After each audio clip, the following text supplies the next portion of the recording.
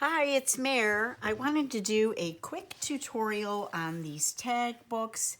I was inspired by a few people that did them, but most recently was Ruby and Pearl XO. So if you haven't gone over to Ruby and Pearl's site, I just suggest that you do. She's got a great tutorial. I'm going to link that in the description box below. If you haven't done so already, please hit that subscribe button, give me a thumbs up, and leave me a comment. I would appreciate it.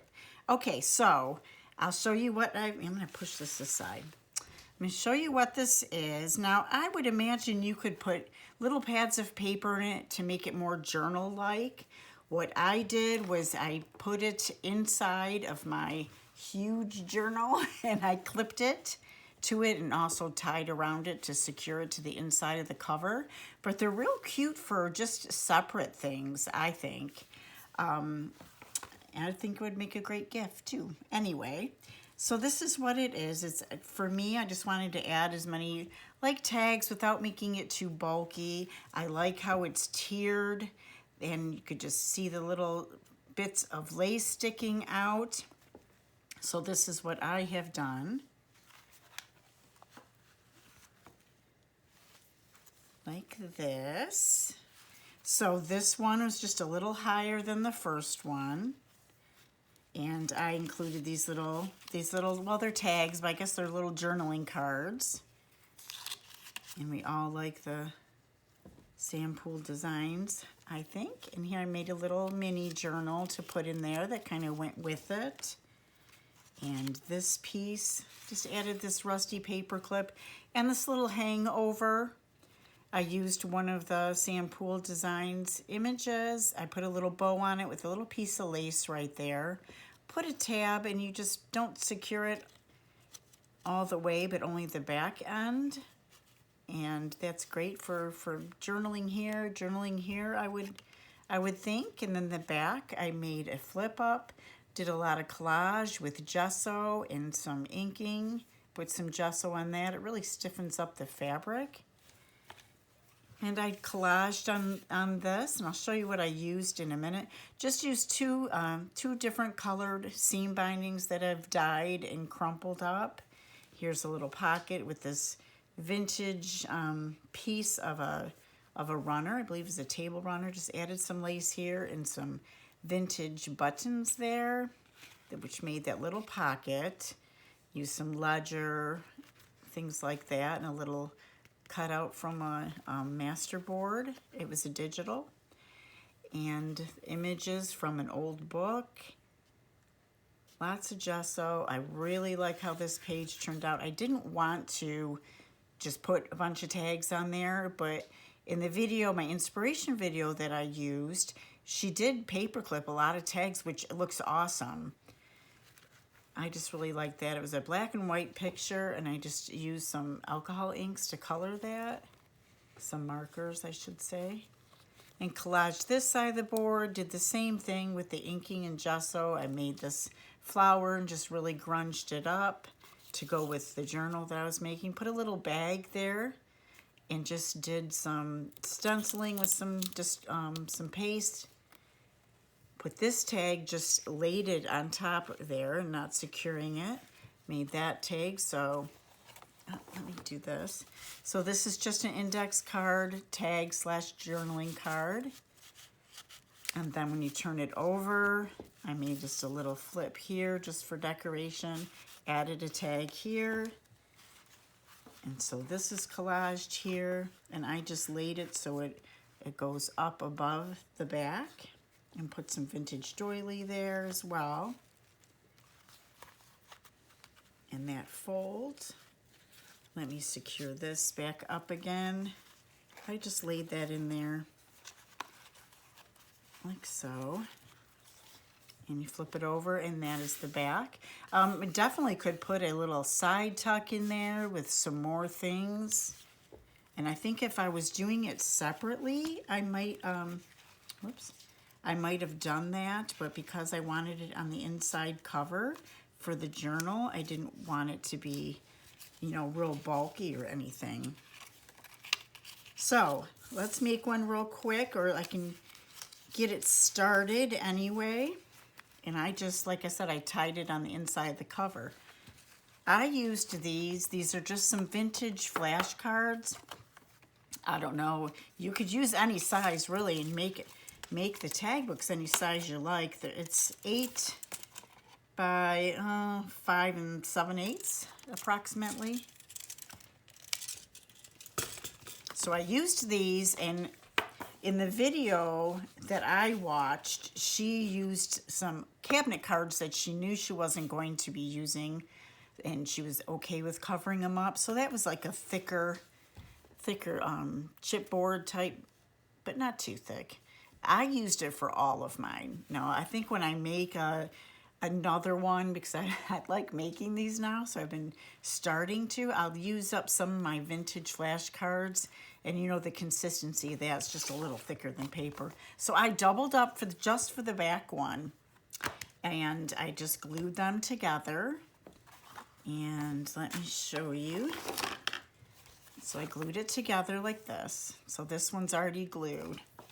And then when you go to do your next piece, you know you're going to be putting holes in here. I did 3 in the video that I watched. She did 2. I don't really measure. I just eyeball it. So you know you're going to be putting, you know, a couple of holes there. You don't want it all the way up to the top because you want that tiered look. She put really pretty bows on each piece, which, you know, came off the top, so it looked great. And then for the next one, she staggered this way and put a couple of holes, or this is what I did. I put the 3 holes.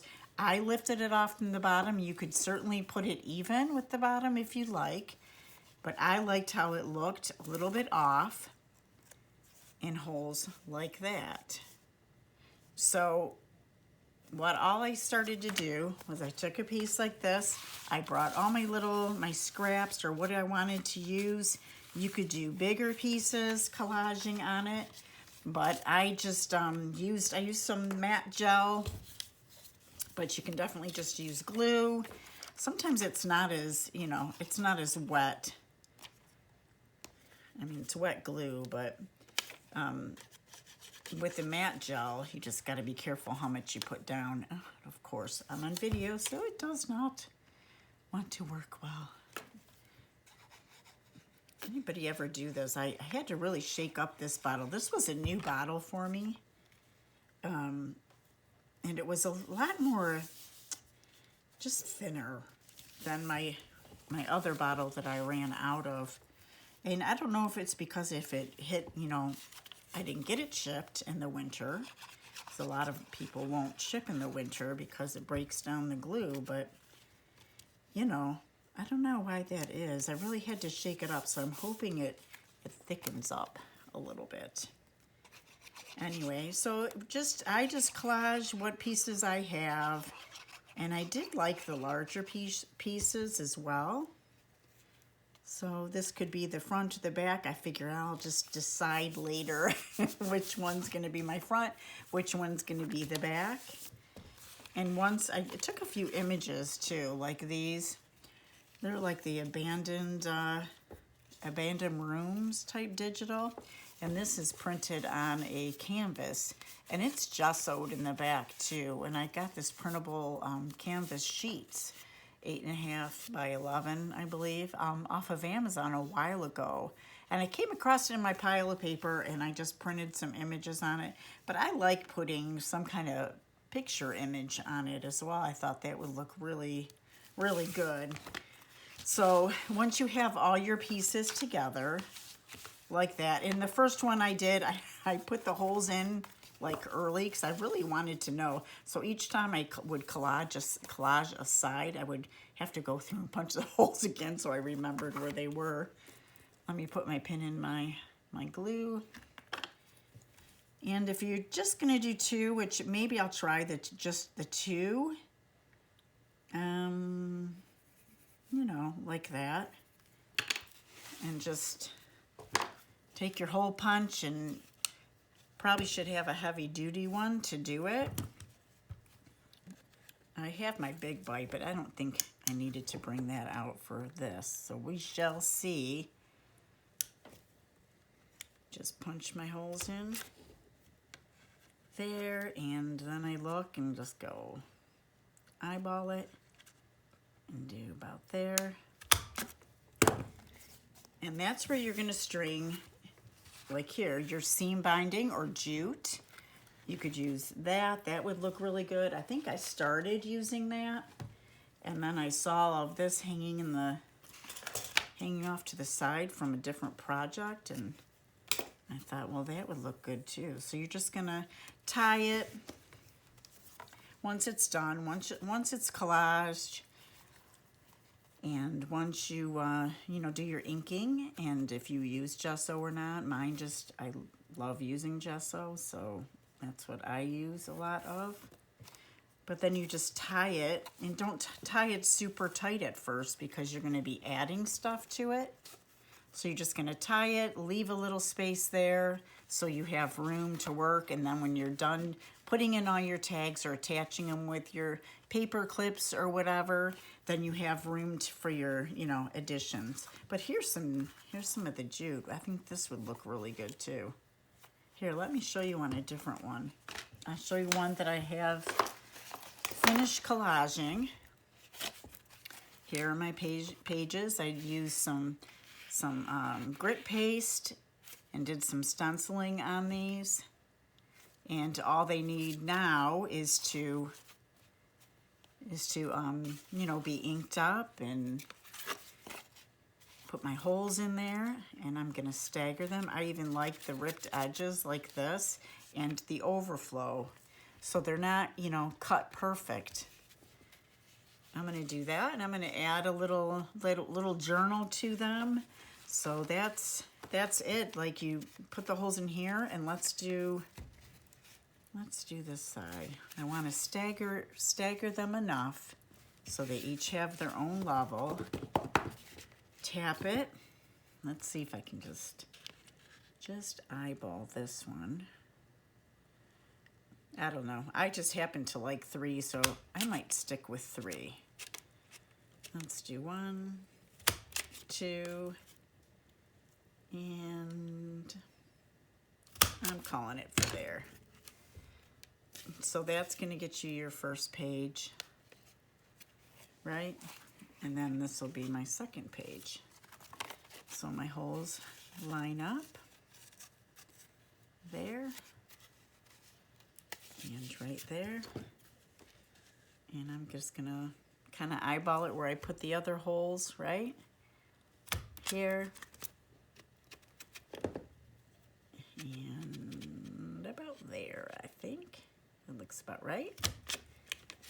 I don't care if it's not perfect, because I'm not a perfect person. And there. I think that looks really, really good already. I will definitely be adding pockets, and I'll be adding tags to this. And like I said, maybe some, pads of paper, some ripped up coffee dyed paper, and add a little journaling space for them. I think well, look for these. I'll probably put little sets together. I'm gonna put a tag book and probably a little mini journal. And then I've been making these, the little tiny journals, and I'll probably add stuff like that to them. So I'm gonna put those up in my Etsy shop probably within the next week or so, but look for those. I hope you enjoyed it, and I hope it inspired you to make one, and have a great day. Thanks.